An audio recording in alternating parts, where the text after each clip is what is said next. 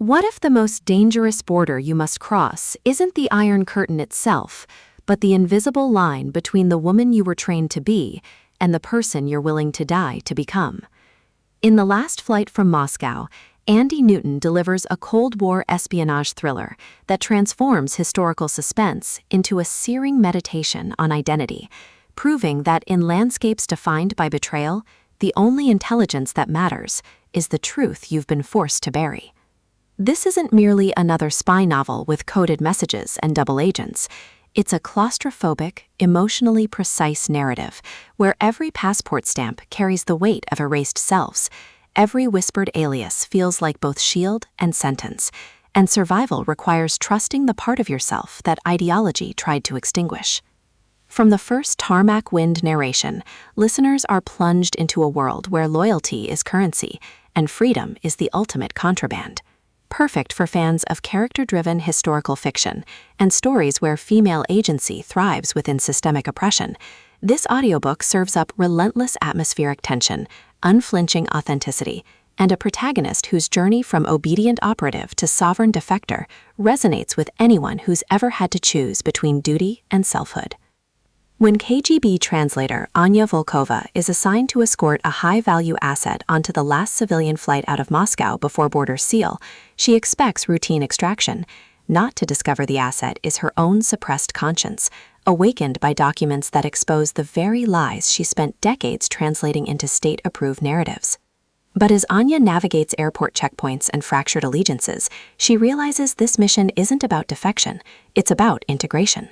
Newton masterfully avoids reducing Anya to pawn or the Cold War to backdrop. Instead, she crafts a narrative where espionage becomes existential excavation, where consent is negotiated through micro-rebellions rather than grand declarations, and where liberation requires honoring the girl beneath the uniform without sacrificing the woman who survived it. The audiobook narration amplifies this emotional precision, capturing Anya's disciplined composure fracturing into fierce clarity, while secondary voices shift subtly between performative loyalty and hidden dissent, making every interaction feel like both performance and probe. You don't just hear the escape unfold, you feel the seismic shift of a mind learning that some truths can only be carried in silence. What elevates The Last Flight from Moscow beyond typical Cold Warfare is its nuanced portrayal of ideological conformity as psychological violence rather than political necessity. Anya isn't merely fleeing a regime, she's confronting how state apparatus taught her to equate worth with utility, challenging the notion that safety requires self-erasure. Her relationships evolve through acts of radical reciprocity, sharing silences with fellow operatives whose eyes hold unspoken recognition, establishing nonverbal signals that bypass surveillance, and defending each other's right to doubt against systems that punish questioning.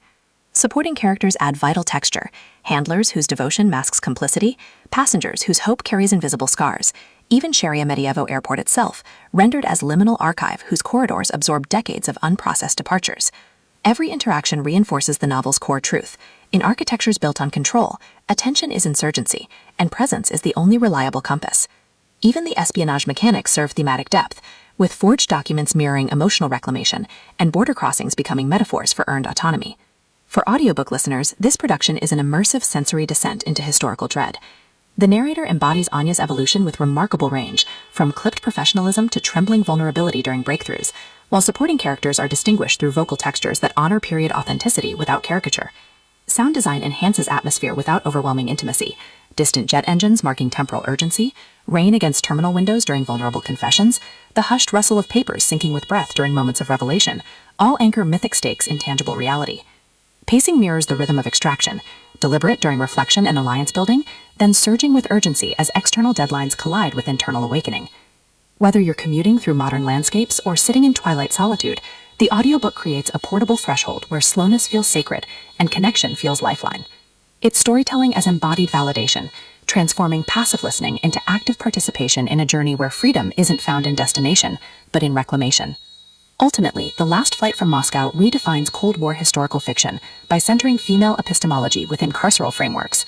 It satisfies genre cravings for intricate plotting and catachartic resolution, while delivering substantive commentary on ideological trauma, gendered labor, and the radical act of trusting your perception when systems demand compliance. No prior series knowledge is needed. It stands confidently as a complete emotional odyssey rooted in verified history. If you've ever wondered whether safety can coexist with sovereignty, or if true strength requires breaking the rules that claim to protect you, This audiobook will affirm that sometimes the most powerful act is refusing to stay in the story they wrote for you. Press play, board the plane, and prepare to believe that even in landscapes shaped by containment, hearts still find ways to break free. Your next favorite historical thriller isn't waiting in distant archives. It's waiting in the brave, troubling choice to carry your truth across the border.